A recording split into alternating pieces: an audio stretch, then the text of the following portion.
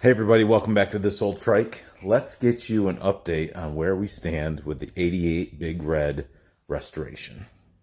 So just to quickly recap, this is what the machine looked like as we were starting to tear it down and as I was starting to discover how crusty this machine was. I was probably only at this point when I realized maybe I shouldn't have touched it, but we got the motor out. We got the frame exposed. Had to take that sticker off, and you'll see that here in a second, but I think it needed it. What a mess. And I could not get those triple trees off. Had to leave that for Mike, my powder coater. A bunch of sheared screws, and here's how it went.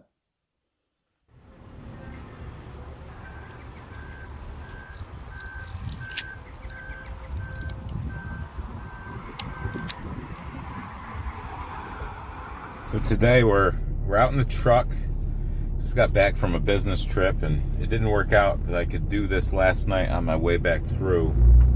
But I am down at heading to my buddy Mike's powder coat shop. Mike runs Capital Region Customs, and his name's Mike Wood, and he has done all my powder coating with the exception of some small bits and pieces. But once I found out about Mike, I pretty much used him exclusive, and I have been very, very happy that my good friend Aaron Aguilera introduced us, because Mike's been my go-to guy. But he's got a new shop, and I'm testing my memory so I don't need to use GPS to get there. But he needed a new shop because he's so good he outgrew his garage, so very excited about that. But he has been in possession of the 88 Big Red frame for a couple weeks now. I had to dump it on him with some surprises before I went on a family trip to Myrtle Beach. So there were a couple sheared bolts, and like the bearing race for one of the pivot bolts was stuck on, and I couldn't get the nut off the steering stem that holds the bearings down, and he said even that was fighting him. And what's crazy is that thing is usually no more than just a little bit more than hand snug. So, but when I get to a shop, I'm gonna turn the camera around and hopefully get a little tour of Mike. I want to brag on him and share him with you guys. I know if you're not local, it wouldn't make any sense, but if you're in the upstate New York area, Mike's shop is in Amsterdam, New York, exit 27 off the thruway, and he's a great guy with a detailed eye, strives to make it right. I know that over the years, sometimes some things weren't up to his snuff, and he showed them to me. He said, I'm going to redo it. And I was like, Mike, this looks excellent. Like, why would you redo it? And he said, nope, not good enough. I was like, okay. So when we come back, we'll be pulling into Mike's shop. Here we are at the new home of Capital Region Customs. The gray garage on the corner here.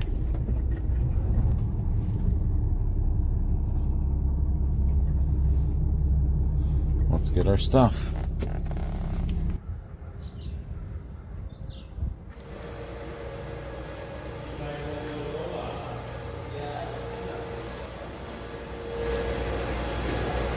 Here we are, Capital Region Customs headquarters, owned by the man, Mike Wood.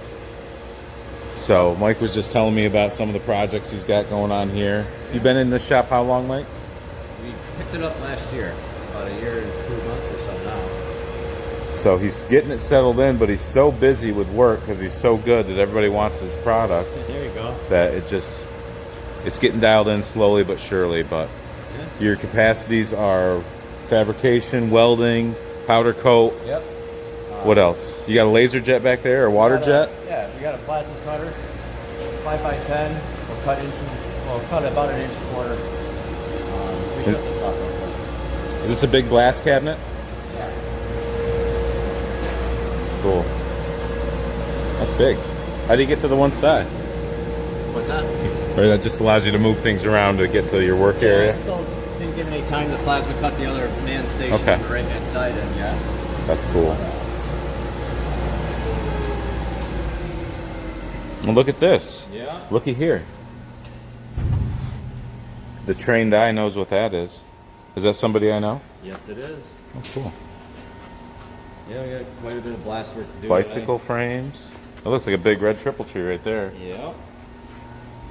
So I gave Mike my frame, not fully ready for powder, not like I like to do. A little cutting and welding. And then when I dropped it off, his lovely wife Christina was here.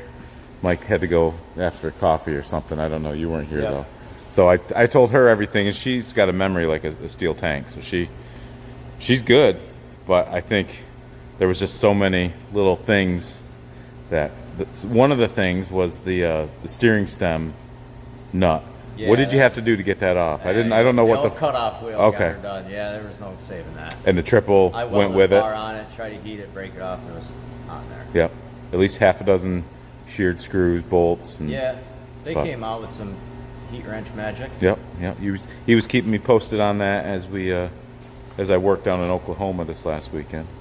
Nice welding table, milling machines. But we're gonna pause while I get updated and get Mike paid, and then we'll show you how everything turned out. So Mike was just showing me the finished product.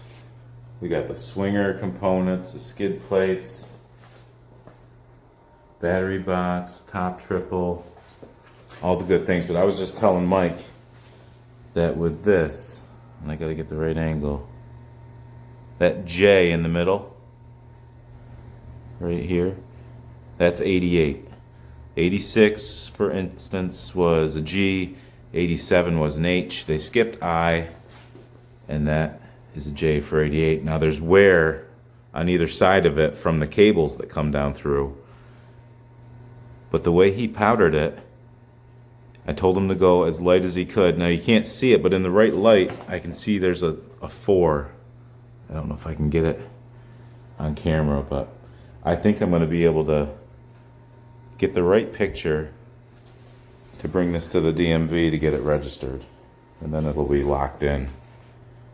But thank you so much, Mike. Thank you for the tour. You got it. I'm very excited.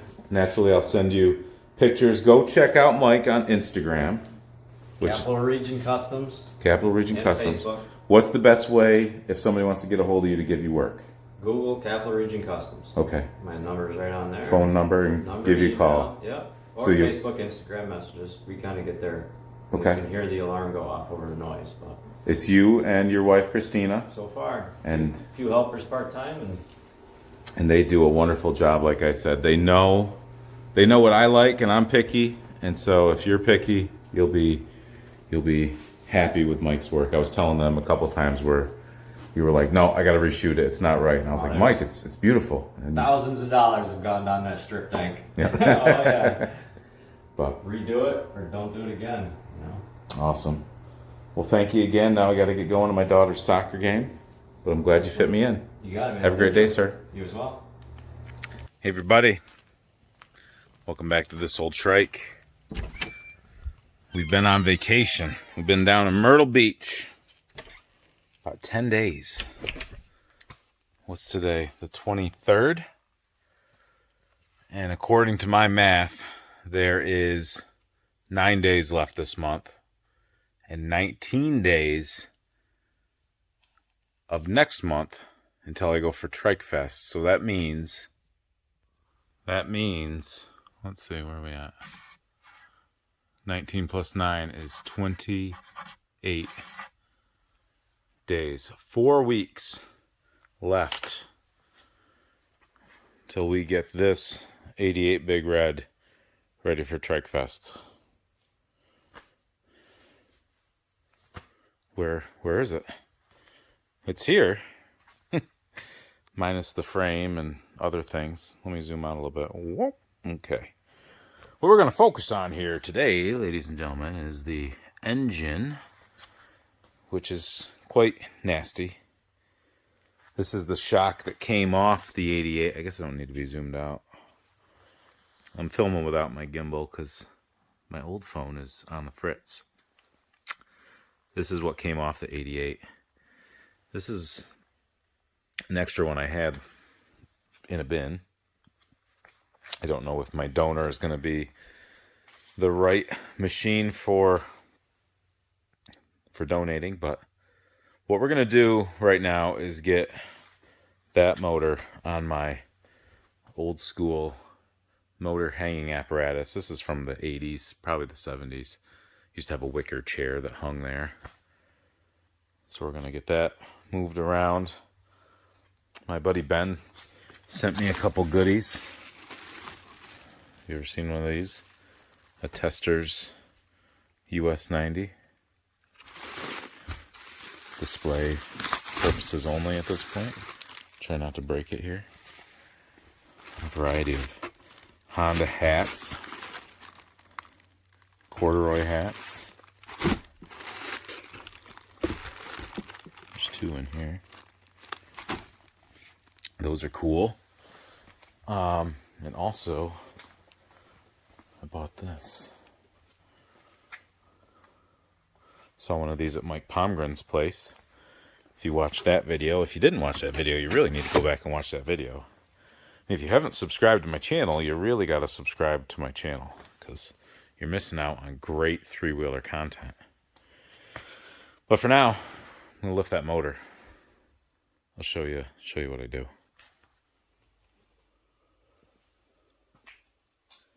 Now the goal is to not give myself a back problem. These motors are stinking heavy.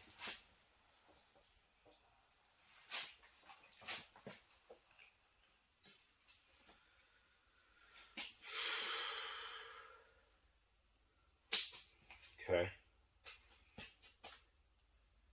Before I bear hug it, using my shop coat to guard me.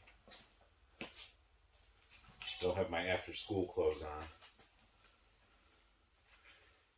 So I put the top motor mount bolt through. I got one of these kind of handy straps from Harbor Freight. So the plan is to get this on that hook.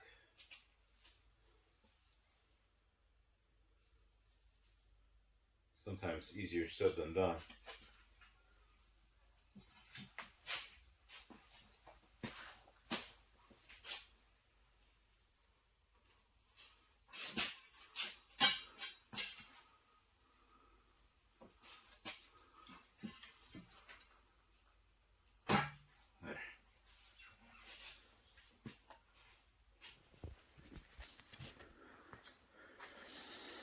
Okay. So, I'm not excited about that. This is all wired into your stator. So I don't know how the best way, it'd be nice if I showed you what I was pointing at. I don't know what the best way to get a new one of those on there, short of buying a new stator. Just the overall condition of this motor. Broke this stud off. But thankfully, broke this stud off, but thankfully there's enough stud there that I can weld a nut, and hopefully that heating and cooling process allows that to back out before I have an issue.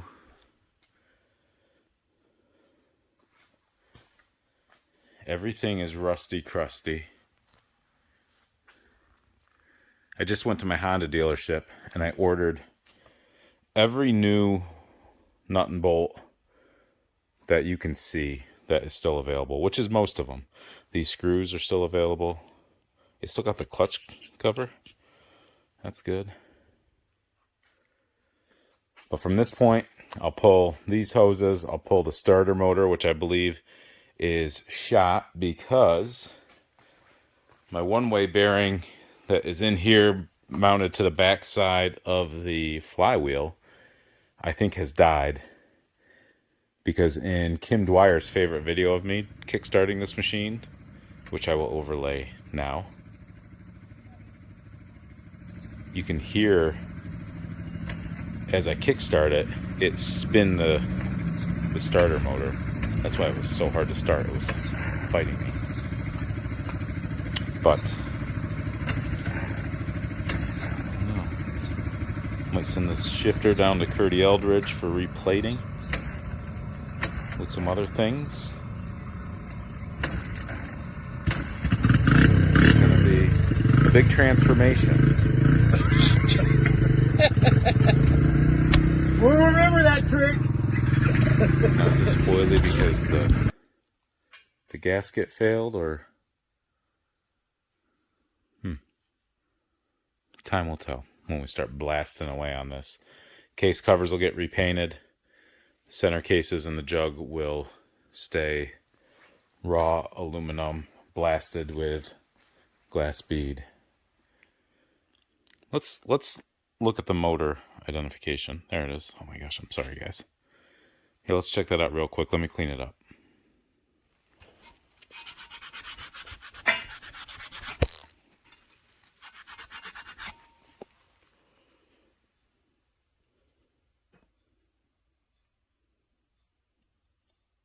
So the first digit's a 7. Now where's my book?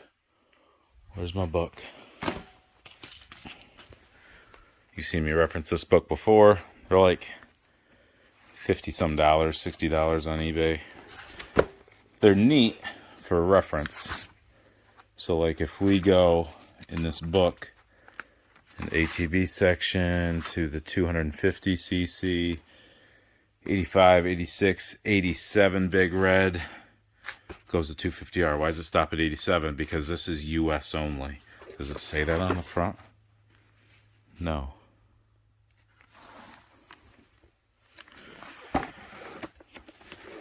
So TE04E 81 and up. 86 is 60 and up. 85 is 50 and up. It's interesting that the 87 is 81. And mine is 7-1. Because you would think 87s would be 7-1. Interesting. If you've got an 88 Big Red out there, what is your engine number? That being said, I'm going to call it quits for this moment. I got to set up my blast area for this and get a few more things off this motor before I get to work on it. But this gets me positioned to do it. I want to take a lot of nice before pictures. Like stuff like this. I got new acorn nuts for those. I can't wait to see this motor transformed. Stay with me.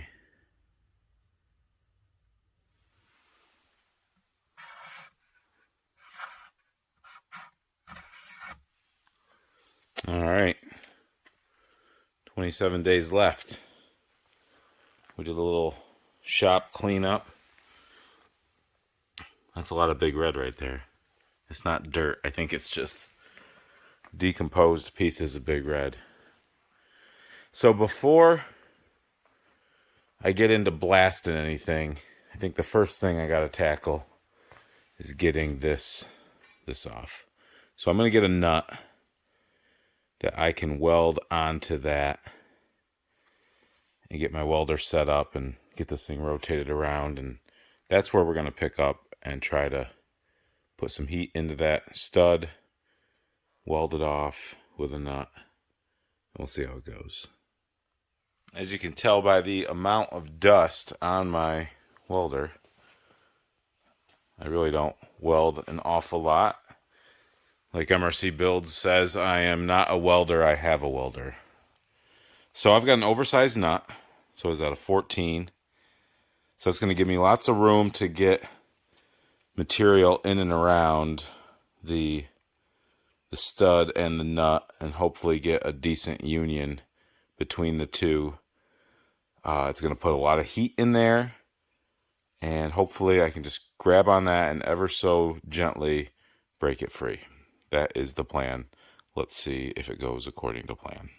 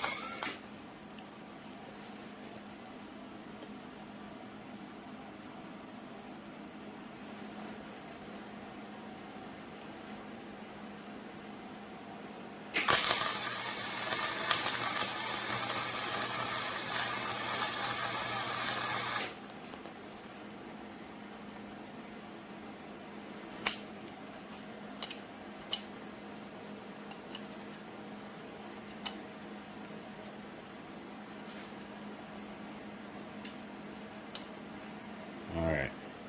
I had a feeling that wasn't going to grab like it should.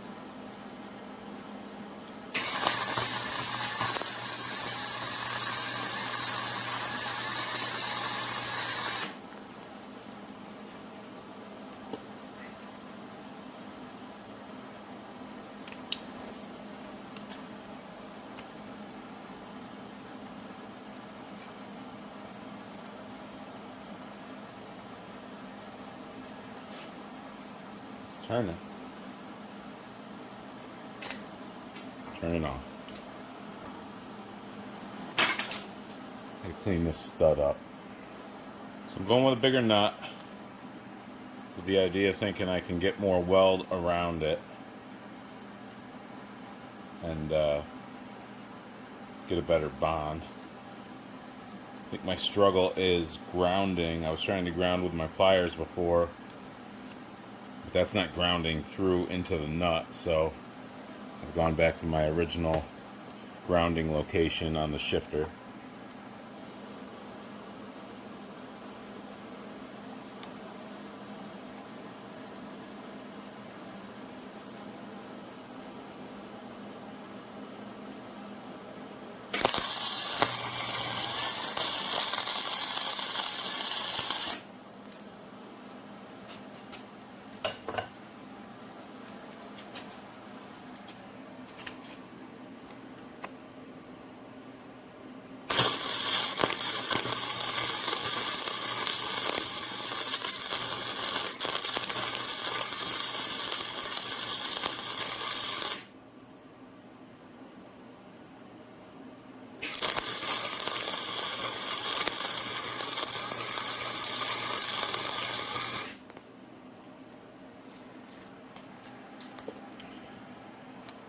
That put some heat in it.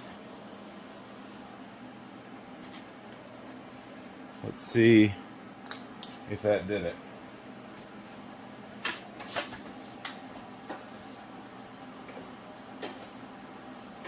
So now that's a 17.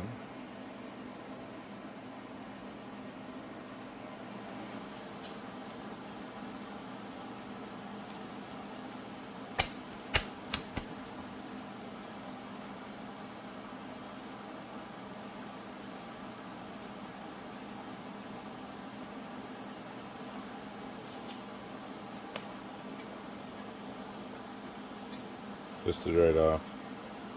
It's not bonding well.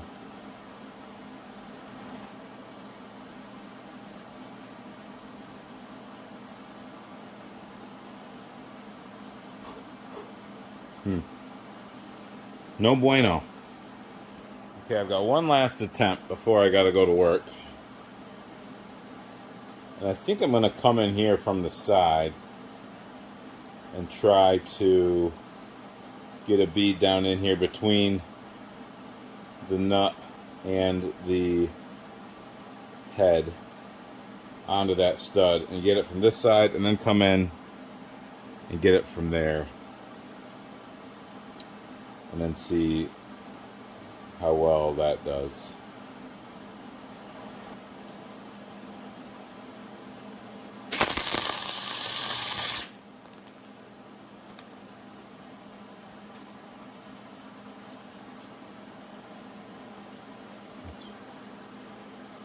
It's barely tacked.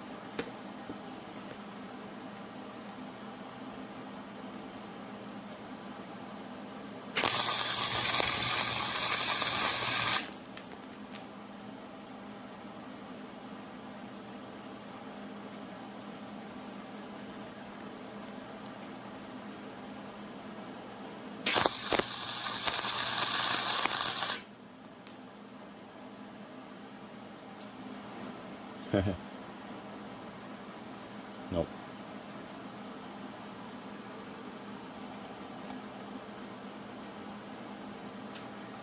I've got an issue here.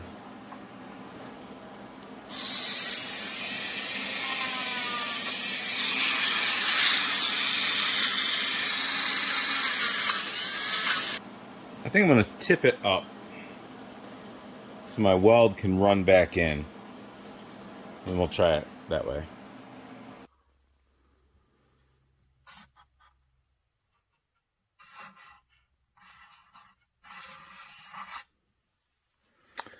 We have burned another day, unsuccessfully trying to get that stud out. What I'm going to do, I don't like this setup. It's too high. I'm going to get it down here on my stand and see if I can get it to be stable in that position, which doesn't really look like it's going to be possible, but I'm going to try it. I just got to get it down.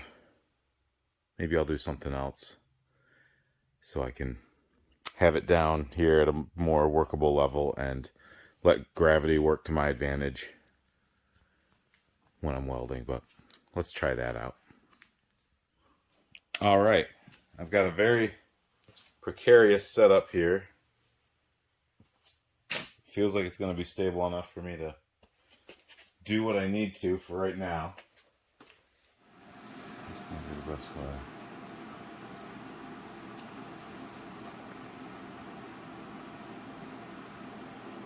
All right.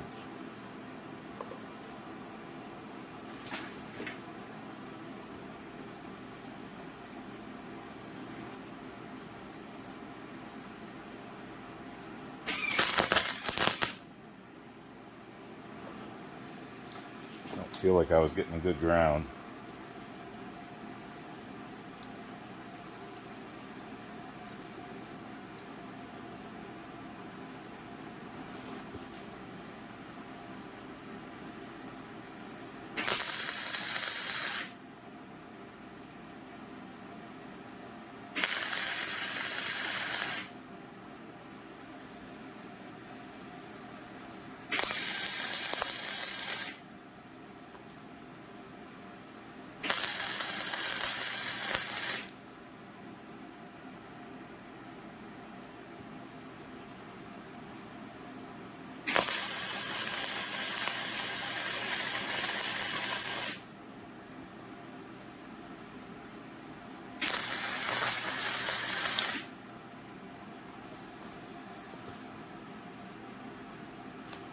So unlike yesterday, I'm going to let that sit.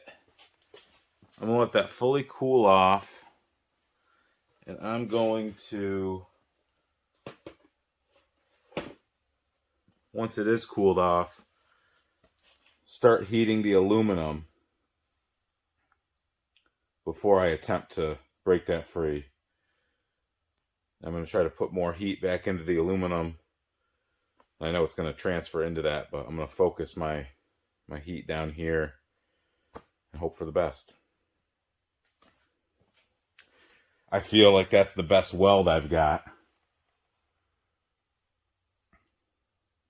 So we'll see.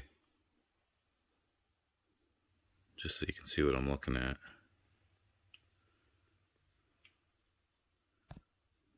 I don't know. Maybe I need to try to get a little bit more in up there. I'm going to do that quick. I'm apparently out of MAP gas. So we're back to butane.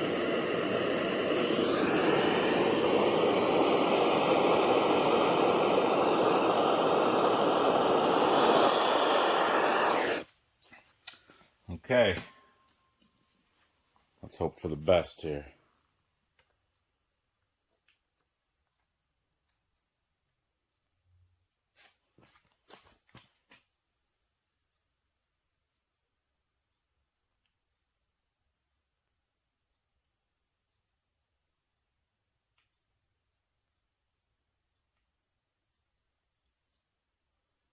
Something happened.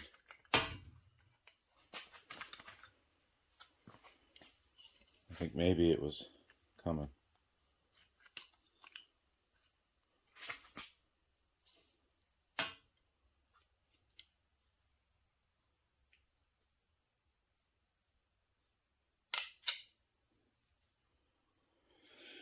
Oh, dear.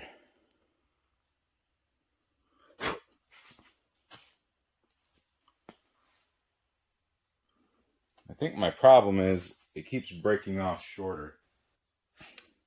No bueno. No bueno. That's disappointing. I'm going to try to clean it back up with the Dremel.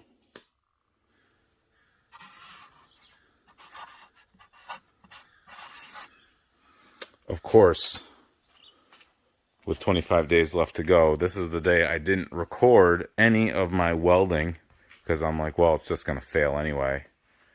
But as you can see, it did not fail. So what I was noticing, and where's one of my last failed attempts? The nuts that I was welding on were only grabbing the tip of that stud, and I kept shearing the tip off and shortening the stud. So my thought was, I'm going to put this washer on and weld the washer to as the lowest point on the stud, and then I put this nut on, and you can see how beautiful I laid that bead in there. I know, and I'm not a professional welder, but it looks like I nailed it. This does look like it's from the show Nailed It. I don't know if you've ever seen that. So I welded that washer to it, and then I welded this nut on, and then welded the nut, sort of. I turned my heat up. I turned my feed speed down, and just let it cook. And on the second try this morning, she was backing out. And I'm like, it's about to spin off. And it just kept going and going. And it was a struggle all the way out. And I'm looking at it. And I think on these threads up here in the middle, it took some aluminum with it. But there's still plenty good down here for the new stud that's coming. But that was very exciting. I was very pumped that that played out the way it did. Now I can move on to phase 2, phase whatever it is of this process. I drained the oil, which I thought they were supposed to drain before they shipped this. Maybe I put fresh in. Honestly, I can't remember now. Needed an oil change. There was some shiny, some sparkly coming out of here. Not ideal. But I took samples of that, and there wasn't. So if there were more time, it would need a full tear down, but maybe we'll leave that for another day. This just needs to get beautified as long as it's running and not sounding like it's going to detonate, which it didn't. We're going to get it put back in. Our blast booth temporary blast booth is pretty much ready for it when I get time this weekend. How exciting. It is Memorial Day weekend. So thank you for all those who have given their lives and the families of those people. We thank you for that. And I have gotten this to the point where I'm going to blast some media at it. And the media I'm going to use is a mixture of pre-used crushed walnut shell and glass bead. And I'm going to do the bulk of the cleaning, we'll say, with that. And then I'm going to finish with a higher quality glass bead, which I think will give me the satin finish that I'm after. And then all the nuts and bolts get replaced with new hardware. So that is exciting. These come off after the fact and get probably sandblasted officially so they can be painted just like they were from the factory. I've got these taped off. That one's not even taped off. Oh, I gotta put some tape on that so sand doesn't get in my stator. I've got a new one of these, a whole new case cover coming. But the little screws that hold those plastic covers on are fighting me, so we're gonna fight them later. Today we're gonna blast this. Sorry, I'm running without my gimbal. I'll explain later, but this is all handheld now. So I'm going to put this into my little booth here, which I've got a new light. So we're going to pull all these into a tote that we'll put here under the motor. So as we blast, the media will recollect. And yeah, but let's get after it and see how we do.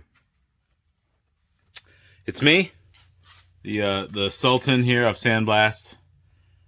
We're gonna hit it with some crushed walnut shell to start. Coarse crushed walnut shell. This is key right here. This is not just a fashion statement, although it is amazing. This is to keep this stuff out of your ears, because this stuff is gonna bounce everywhere. And I've never had a beard this long, so I'm sure it's gonna be all up in my beard. But let me show you my setup. So I just clamped to my overhead door. Everything's pulled down into here. Now, honestly, most of it's not going to make it to the container, but it will collect in the folds. And I'll be able to scoop my media back out and reuse it. But I do have most of a box there that will probably get used in this process. But I'm going to try to get some time-lapse of this and show you the transformation. It's pretty cool to watch. So I'm using this guy, Speed Blaster, so it's just a handheld sandblaster. I'm gonna move this before I step on it and go on my rear end. But let's get after it.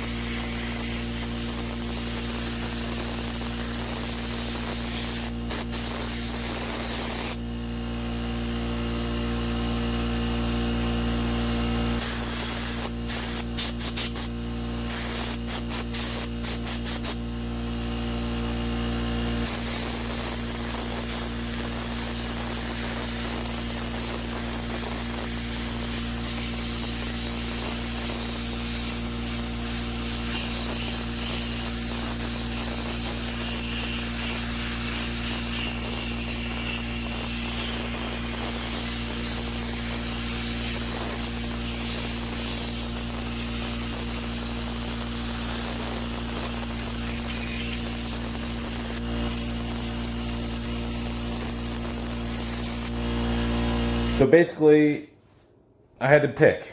what was I going to get done? My daughter's pink Palomino custom ATC 70 build, or was I going to push to have the 88 Big Red done before Trike Fest? And if I was being honest with myself, I probably wasn't going to have the Big Red done even if I had everything, because stuff happens. But let me show you what things look like. So you'll remember the motor from our kind of failed vapor honing exercise that hangs there ready to go. These are the fenders that we took off, but the frame has been powder coated and has been sitting so long that it is quite dusty. So my powder guy Mike, we toured his shop, he saw that, so he does a fantastic job. My biggest concern with this frame, if I can get it on video without marring something up, was preserving the J right there,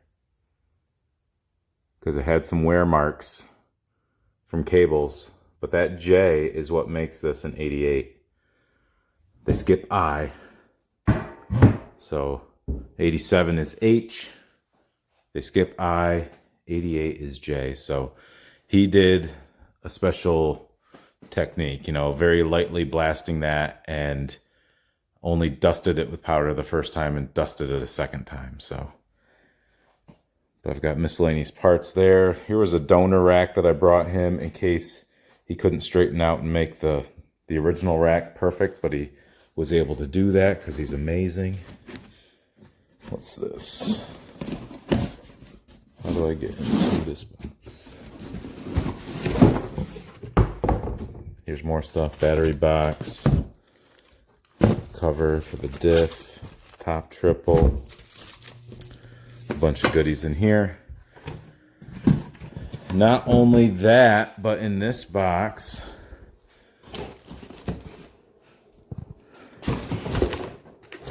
pay no mind to those. But we've got, was that a foot peg? The housing for by the handlebars. And this is everything I could still buy, all the hardware I could still buy from Honda. Air filter, OEM as much as I could. Exhaust gasket. About $750 in that box.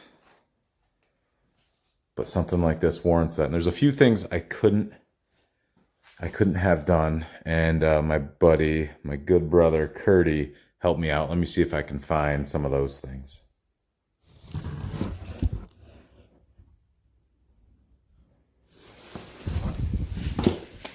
Let me show you this.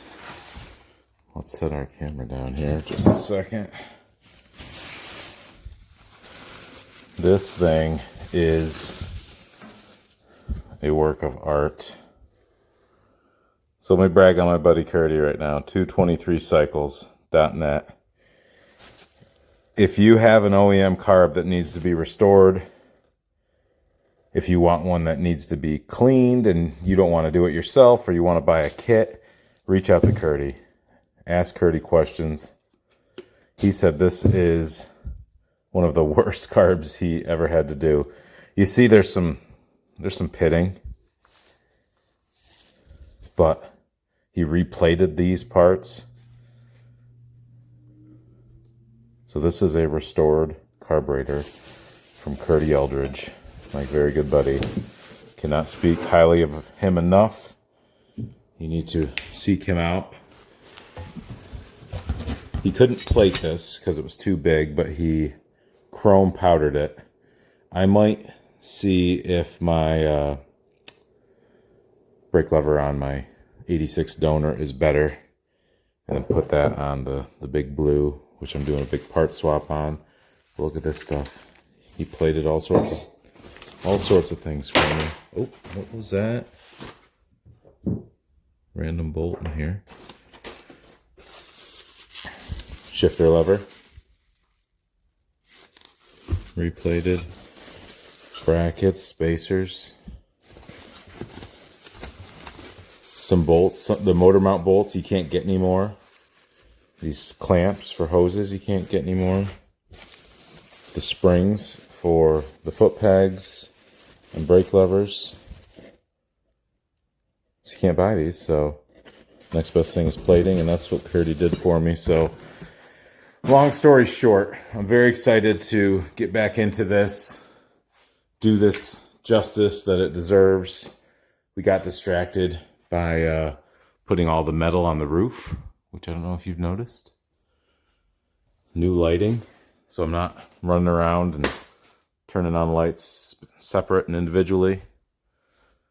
Got the tank up there still that we need to put stickers on. There's the original tank on display, and that's what that tank will be used for, is just display at this time.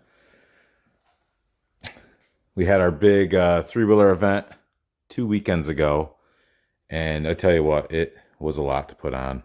Work went into that. We had 180 people here. I've still got to put a video together for that, so I don't know if you'll see this first or if you'll see that first, but it was a good time. A lot of big names who were here. Mike Pomgren, Curdy Eldridge, Nick Shannels from West Michigan Motorsports, Patrick Wells from Southeast Vintage Cycle Rescue, I think. Ryan Mallon. I know I'm missing a bunch of people, but we had them all here. And we had a lot of good times right here in this shop. So, and in the room next door and out in the field and all the good things. But that, prepping for that and prepping for Trike Fest and working on my daughter's build all came first. So now we're back to the 88, and we'll be working on that. And soon we'll be working on this White 85 250R behind me. That's only been in progress for 2.5 years now. So that's it for me. Thanks for watching on this quick. We'll catch you next time. Talk to you then.